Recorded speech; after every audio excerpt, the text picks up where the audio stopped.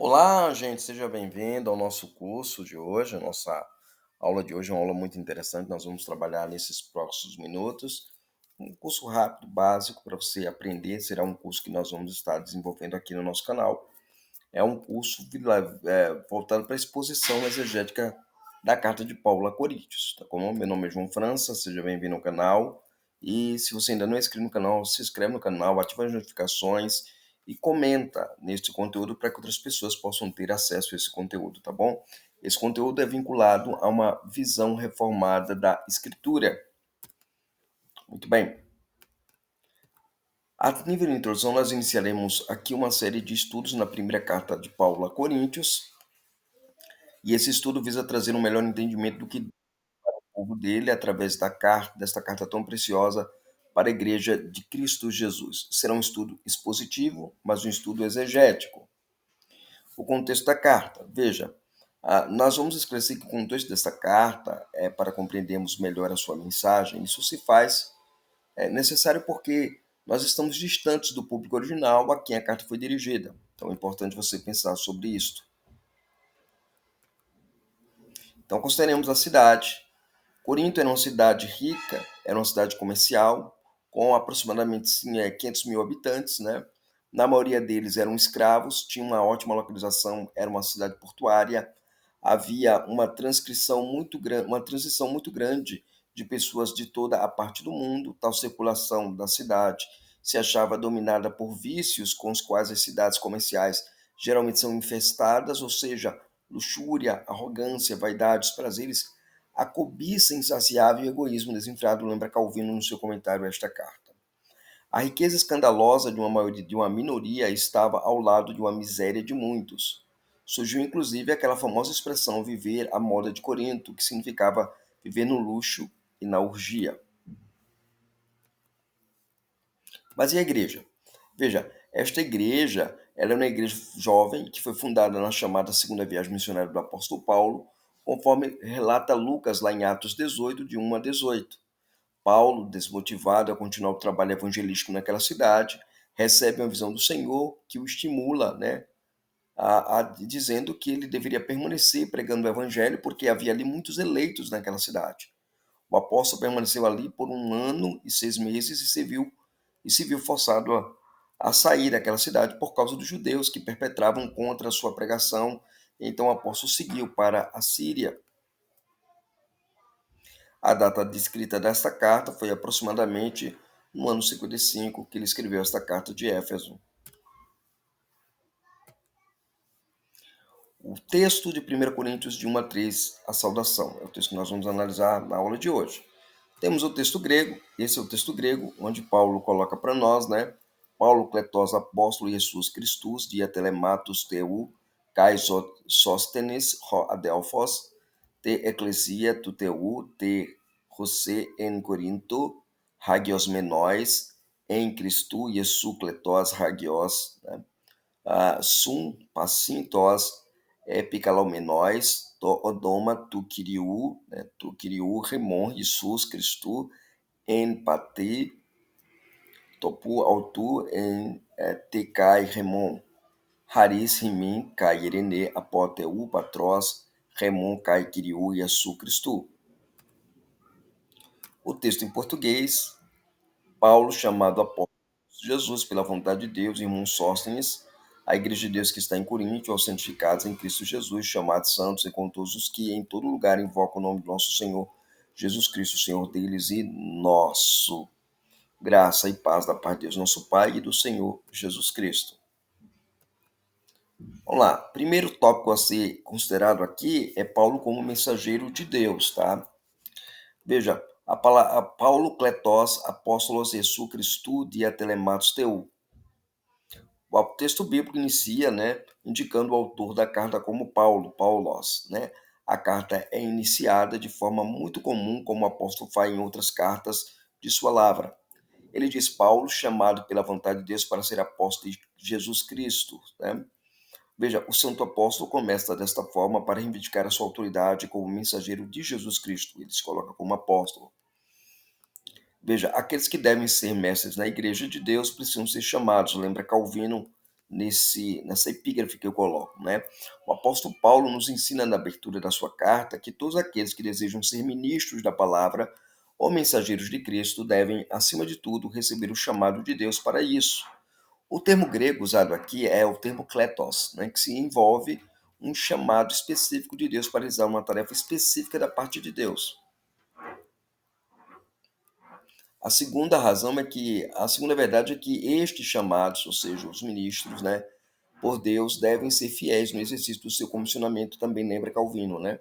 Nós temos que Paulo diz que é chamado pela vontade de Deus para ser apóstolo de Jesus Cristo, e ele é chamado para ser apóstolo no texto grego, apóstolos. Aqui tem um sentido duplo, pode se referir a uma função de mensageiro, ou mesmo uma função específica de ser um arauto do Cristo ressurreto.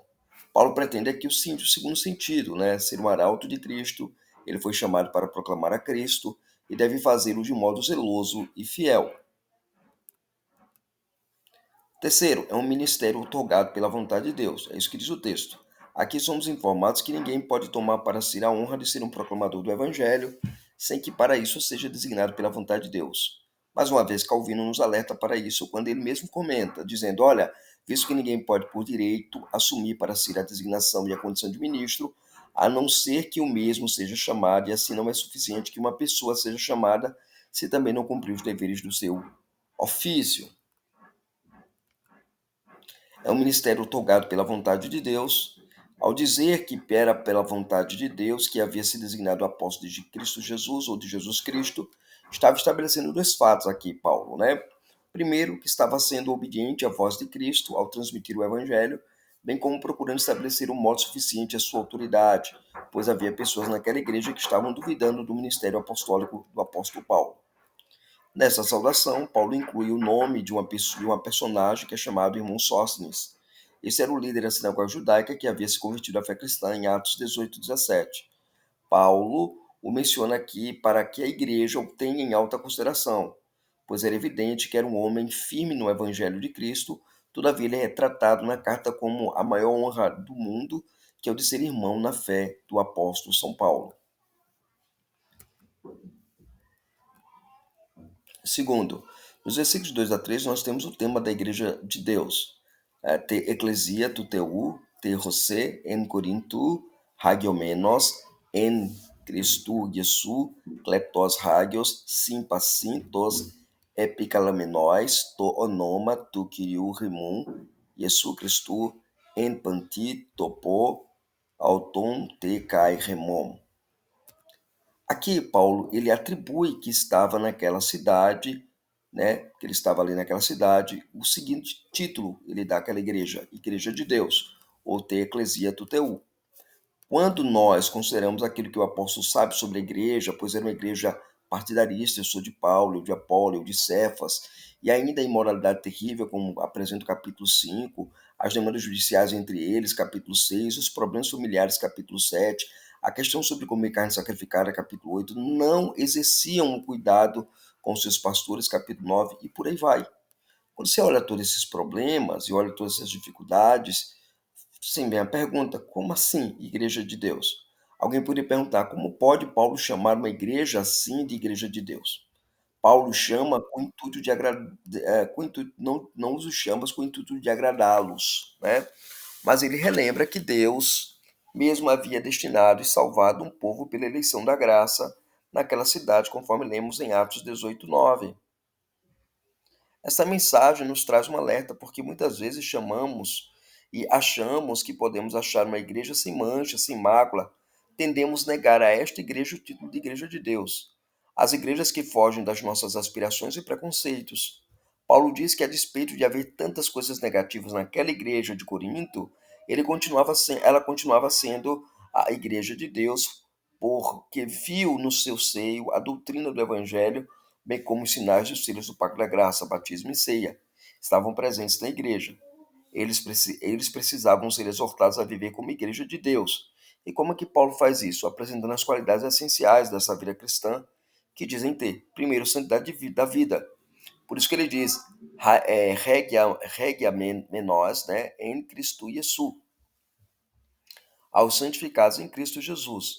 Os verdadeiros membros da igreja são exortados a compreenderem que são santificados em Cristo, separados do mundo, do pecado, consagrados para Deus, ou seja, ninguém que tem santidade de vida pode se considerar um cristão e nem membro da igreja de Deus. Aqueles que desejam ser povo de Deus devem imediatamente buscar a prática piedosa da vida de santidade, ou da santidade de vida. Lembremos que a palavra santificação significa a separação total do mundo, com o mundo, e assim viver de modo digno do Evangelho de Cristo Jesus. O apóstolo Paulo, para evitar mal-entendidos, nos mostra que essa santidade é em Cristo Jesus, em Cristo Jesus. Deus nos vê como santos diante dele através de Cristo. Ele também diz que há uma vocação para a santidade, kletos hagios, né? Chamados para ser santos. Vocação da igreja não foi para que ela fosse mundana ou vivesse na prática do mundanismo, mas ela é chamada para a santidade de vida.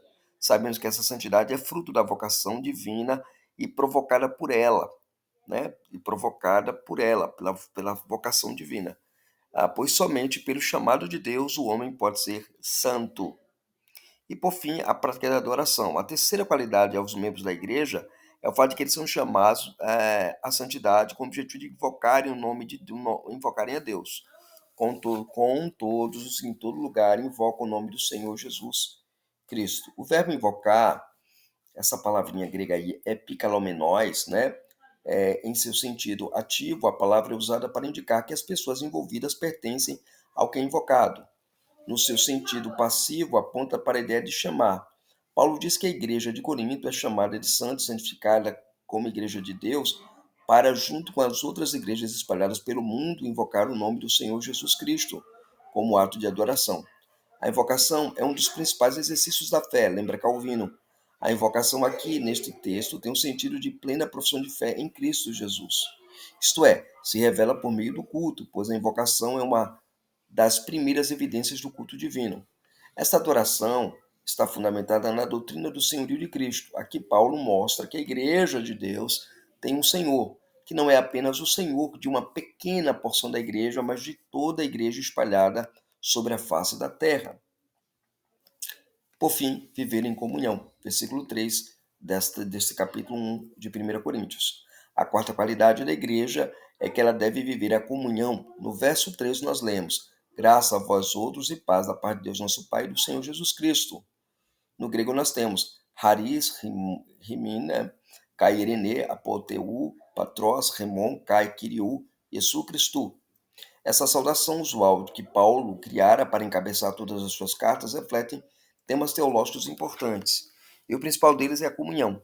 Paulo deseja que a graça rareza, uma saudação tipicamente dos gregos, assume um caráter teológico profundo que pode identificar todas as bênçãos que a igreja tem por receber, ou seja, já recebeu das mãos de Deus, bem como um favor imerecido.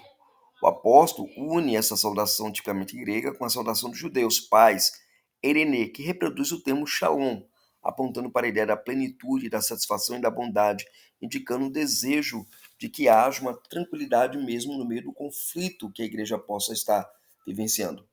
Paulo, ao usar essa expressão, ele demonstra que tem um forte interesse de combater a desarmonia que havia dentro da igreja de Deus. Ao mesmo tempo, ele revela que esta graça e esta paz procedem de uma única fonte, do Pai e do seu Filho. Ou seja, é o desejo de Deus triuno que a igreja viva plenamente a comunhão. Judeus e gentios deveriam viver harmoniosamente na igreja, vivendo assim para a glória de Deus. Conclusão: a igreja é a família de Deus e, a despeito de todas as suas falhas, de todos os seus erros, ela deve ser encarada e tratada como igreja de Deus. Diante disso, o que podemos aprender e aplicar disso em nossas vidas? Três coisas nós podemos aprender desse texto aqui e aplicar. Que tudo que somos, o somos por causa da vontade de Deus. Nada do que temos ou possuímos é fruto do nosso esforço, mas tudo procede da vontade de Deus. Segundo, que o ministério pastoral é destinado a quem foi vocacionado para exercê-lo. Então ninguém pode se intrometer nesse ministério. E que apesar da igreja ter muitas falhas, elas têm qualidades ímpares. Ela deve ser santa em sua prática de vida, ela deve demonstrar sua vocação em santidade prática e ainda é composta de adoradores que procuram promover a comunhão entre os santos. E aí, o que é que você achou desse breve estudo? Que Deus possa aplicar essas verdades em nossos corações e nós nos vemos nosso próximo estudo, aqui explicando a carta de Paulo aos Coríntios, numa visão bíblica, teológica, exegética e reformada, ok? Se inscreve no canal, ativa as notificações e a gente se vê na próxima aula para a glória do Senhor.